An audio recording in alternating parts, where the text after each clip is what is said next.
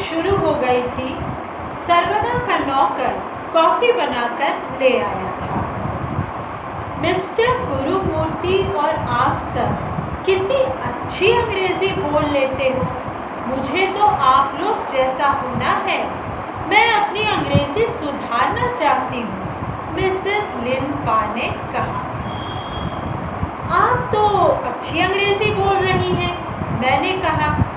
और एक दिन की घटना, दुकान पर लगे साइन बोर्ड को पढ़कर कुछ समझ नहीं पा रही थी।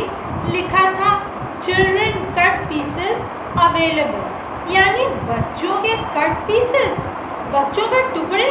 नहीं, बच्चों की पोशाक बनाए जा सके ऐसे कपड़ों के छोटे छोटे टुकड़े, जिसे अंग्रेजी में कट पीस कहते हैं। नहीं, मैं कल्याणी जैसी अंग्रेजी बोलना चाहती हूँ। यहाँ वाला एक्सेंट, यहाँ के लोगों का एक्सेंट।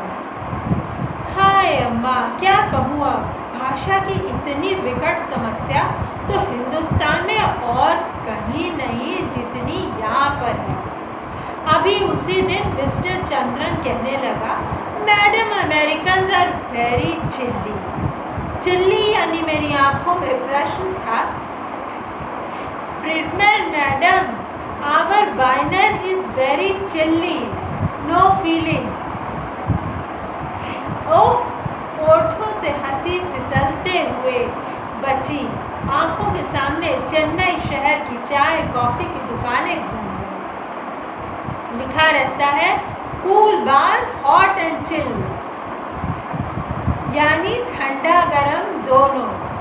हॉट के माने हॉट कॉफ़ी, चिल्ल के माने चिल्ली कोका कोला।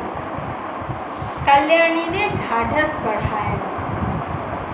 चिल्ड को चिल्ली वो हो रहा है, चिकन चिल्ली की तरह। चिकन चिल्ली, अब तो मतलब चिल्ली तो कोई नहीं बोलता सिर्फ चिल्ली को छोड़ के, लेकिन फिर भी दक्षिण में वैसे बोल। मिसेस लिनपा, आप चेष्टा कीजिए बिल्कुल हम लोगों वाली अंग्रेज़ी बोलने लगे। मैं चौंक कर मुस्कुरा उठी। तमिल तो बिल्कुल समझ नहीं पाती। कोरियन दंपति कह रहे थे, हम तो अभी और 4 साल यहाँ रहेंगे। फैक्ट्री की परेशानियों के चलते मुझे भी न मालूम कितने दिन रहना पड़ा। कलकत्ता बहुत याद आता है। सारी दुनिया घूमती रहती हूँ, पर लौट कर कलकत्ता पहुँचते ही अपने डैनों को समेट लेती हूँ। कुछ नहीं, कोलकाता जैसा आराम कहीं नहीं। मरा हुआ शहर है, बेकार होते हुए लोग हैं। 25 साल से मार्क्सवाद क्रांति के तमाम आश्वासनों को झुठलाता हुआ कुंडली मारे बैठा हुआ है, बिल्कुल निश्चल। फिर भी मेरा कोलकाता भालो आज। आप लोगों को यहाँ रहने में कोई परेशानी नहीं होती मिसेस लिनपा। हम तो इसी तरह सिंगापुर, टोक्यो, सैन फ्रांसिस्को में भी रहते थे। पर आपका देश कोरिया, आपको अपने देश की याद तो आती होगी। नहीं, ऐसे है, एक देश से दूसरे देश बदलते रहते हैं। बहुनिगम कंपनियों की ट्रेनिंग ही ऐसी होती है, जहाँ रहो वहाँ के होकर रहो। और इसके बाद मैं बार बार उनके मुंह से कोरियन सुनना चाहती थी, कोरिया सुनना चाहती थी। जहाँ हमारे बच्चे रहेंगे, खासकर हमारी बेटी। वैसे भी हम अमेरिकन नागरिक होना चाहेंगे। बारिश थम गई थी और बिजली लौट आई थी। बच्चे ऊपर अपने फ्लैट में चले गए थे।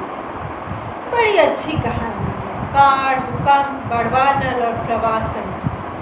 देश निकाला भोगते और घर विहीन एवं यात्रा, केवल यात्रा, ये शब्द पुराने पड़ चुके हैं। कम से कम इन शब्दों का संदर्भ आदमी है।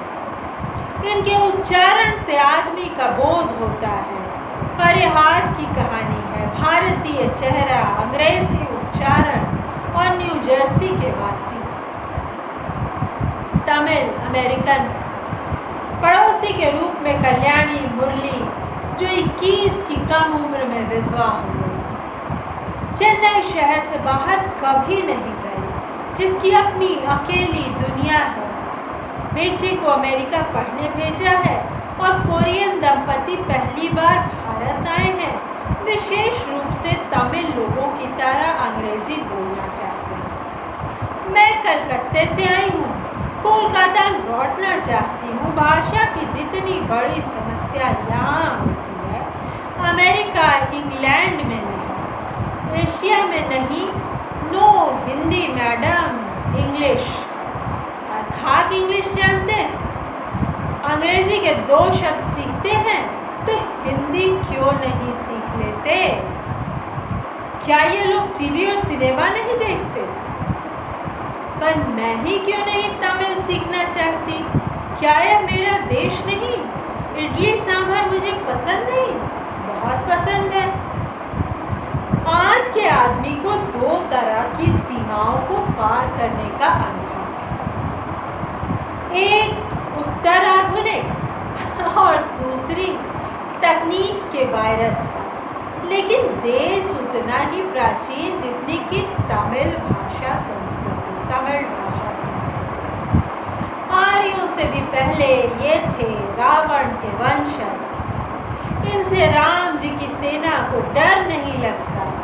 दुनिया का एक और सच है, आज दुनिया में पुराना और नया हर साल हर क्षण एक दूसरे का सामना करते रहते हैं। ऐसा सामना, ऐसी मुठभेड़ पहले नहीं हुआ करती थी। 2 भिन्न दुनिया एक दूसरे से टकराती हुई, फिर छिटकती हुई, हवाओं के साथ चिंदी उड़ती हुई।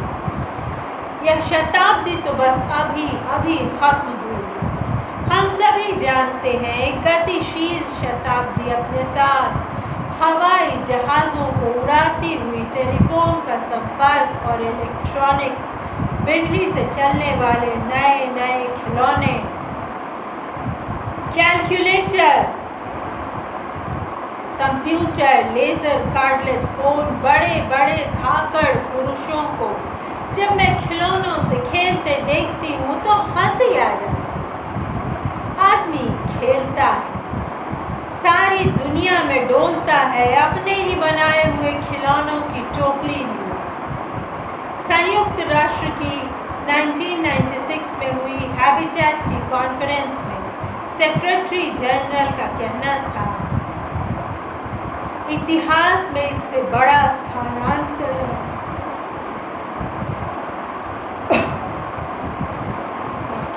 कभी नहीं हुआ। मानो झुंड के झुंड लोगों को धरती एक कोने से दूसरे कोने तक फेंकती जा रही है। देखने में जितना आकर्षक लगता है, सोचने में उतना त्रासक। शरणार्थी कैंपों की संख्या बढ़ती जा रही है। मध्य यूरोप के शरणार्थी कैंपों की संख्या बर्लिन और वियना की जनसंख्या से अधिक है। ज़्यादातर लोगों के लिए दुनिया एक डायस्पोरा बन गई है। इंसान के नए रूप, गेस्टर बिएटर्स, ताउम्र नाव में रहने वाले लोग, क्योंकि किसी देश की ज़मीन पर वे लोग पाँव नहीं रख सकते। ऑकलैंड में रवांडा के हैं लोग और आइसलैंड में मोरक्कन रहते हैं। देखने में मेलबर्न बिल्कुल ह्यूस्टन जैसा लगने लगा है। ढेर के ढेर वियतनामी कैफे, जिसे फो कैफे कहा जाता है, और कंप्यूटर का जमावड़ा हमें विश्वास दिलाता है कि दुनिया का कोई कोना एक दूसरे से दूर नहीं, बस बटन दबाने की देर है। सब जगह सब कुछ मिलता है, कमोबेशी हर रूप में। अभी 10 दिन पहले विदेश गई थी।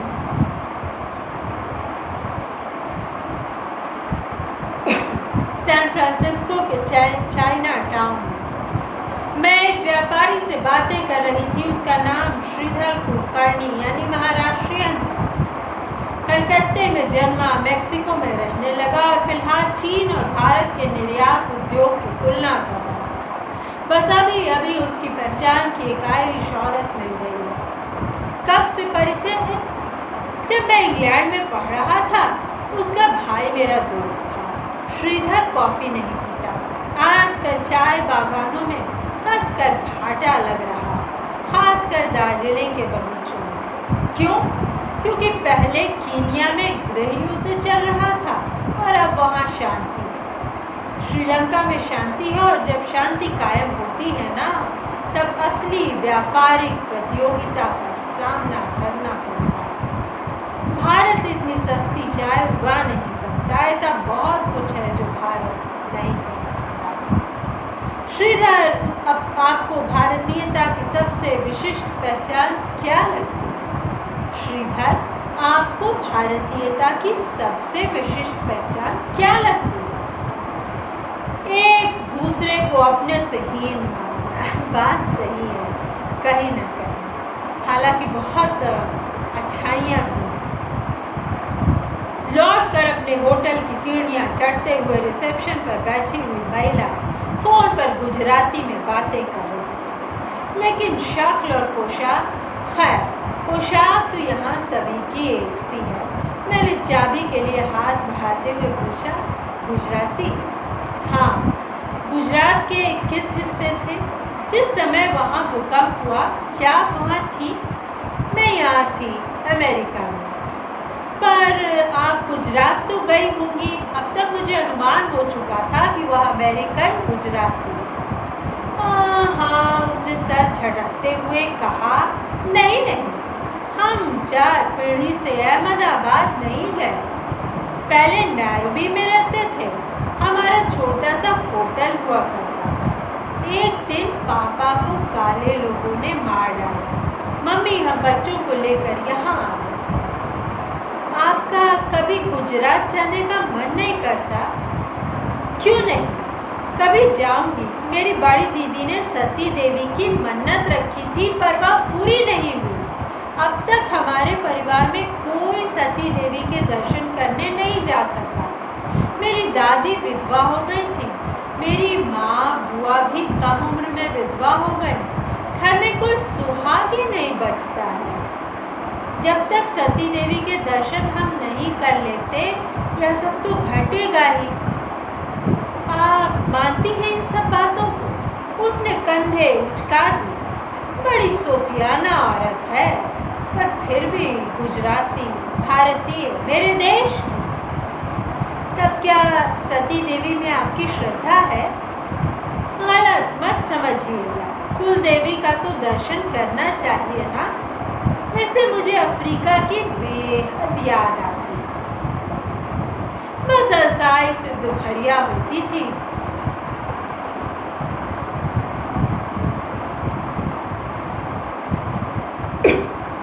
सब कुछ कितना फैला हुआ और शांत, सब कुछ कितना फैला हुआ और शांत। हिंदुस्तान, ओह नो, वहाँ तो मैं कभी गई ही नहीं। वैसे मैं कहीं भी रहूँ, पेरिस, न्यूयॉर्क, सैन फ्रांसिस्को, मेरी माँ मुझे फ़ोन करती है। माँ कहाँ रहती हैं? नैरोबी में? नहीं, लंदन में। पापा के मरने के बाद उन्होंने दूसरी शादी कर ली, इसीलिए तो देवी की पूजा करने मुझे जाना हो। यह देखो, मेरा लॉकेट दादी ने मुझे दिया था। लॉकेट पर सतिया बना हुआ था, नीले रंग की मीनाकारी पर लाल रंग। श्रीधर कुलकर्णी से मैंने पूछा था, आप सपने में कोलकाता नहीं देखते? मैं तो चेन्नई में कभी पार्क स्ट्रीट, कभी लेक, कभी गंगा का किनारा देखती रहती। मुट्ठी भर बादाम मुंह में ठूसते हुए उसने कहा, मैं 3 तरह के सपने देखता हूँ, मैक्सिकन, अमेरिकन और हिंदुस्तानी। हिंदुस्तानी सपने का रंग सफ़ेद काला होता है। सॉरी, हिंदुस्तान का कोई कलर अब याद नहीं रह गया। हिंदुस्तान के बारे में सारे सपने भी धूसर हो गए। श्रीधर की दुखती रग मैं जानती हूँ। मैं खामोश सुनती रही थी। सबसे आश्चर्य तो मुझे अपने आप पर होता है, क्योंकि अब कोई किस्सा मुझे आश्चर्यचकित नहीं था। कल कल तक जो कुछ चौंकाया कराता था आज वह स्वीकृत है। क्या इसी को साक्षी होना कहते हैं? दुनिया में घूमते हुए 37 वर्ष हो गए, पर ये नए मिश्रण अब तैयार है। 22 की उम्र से दुनिया घूमने निकली थी, राउंड द वर्ल्ड की टिकट। कुल 5000 रुपए लगे थे और एक्सचेंज के नाम पर पर्स में $10 थे। हांगकांग, टोक्यो, हवाई द्वीप, Los Angeles, Saint Louis, New York, London, Switzerland, कहाँ कहाँ नहीं उड़ती फिरी थी। रात 10:30 बजे फ्लाइट टोक्यो उतरा था। एयरपोर्ट पर मुझे लेने डॉक्टर मोमोसे आए। मुझे देखकर उन्होंने कहा था, सो यंग ऑल अलोन। कितना कुछ बदल गया। एडवर्ड सईद निष्कासन पर चिंतन करते हैं।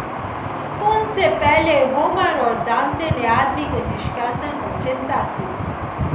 वनवास तो राजा राम को भी मिला था और पांडवों को भी। कोई नई बात नहीं, नया कुछ भी नहीं, पर जो घट रहा है जिस त्वरित गति से दुनिया बदल रही है उससे आश्चर्य जरूर होता है। भगवत गीता में श्री कृष्ण ने